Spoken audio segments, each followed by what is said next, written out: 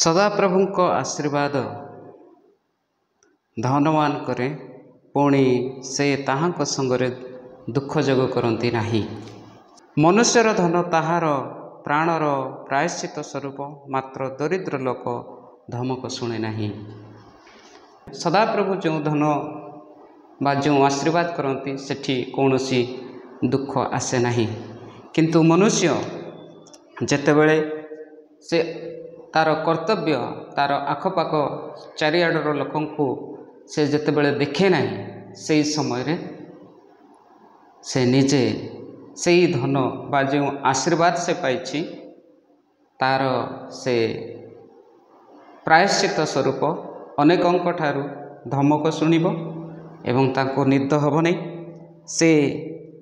ସେଇ ଧନ ହିଁ ତାର ପ୍ରାୟଶ୍ଚିତର କାରଣ ହେବ, ଯାହା ଆମେ ଏହି ସ୍ଥାନରେ ଦେଖୁଅଛୁ।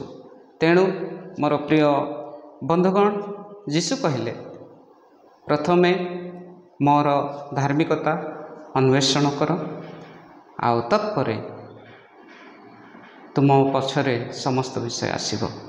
ତେଣୁ ଆସ ଆମେ ପ୍ରଭୁ ଯୀଶୁଙ୍କୁ ଫଲୋ କରୁ, ଆଉ ତାଙ୍କର ଶରଣାଗତ ହେଉ, ଆଉ ତତ୍ପରେ ଆମମାନଙ୍କୁ ଏହି ସମସ୍ତ ଯେଉଁ ହିତ ଉପଦେଶ 10:22 ପଦରେ ଯାହା ଲେଖାଯାଇଅଛି ତାହା ଆମମାନଙ୍କ ନିମନ୍ତେ ସାଧିତ ହେବ।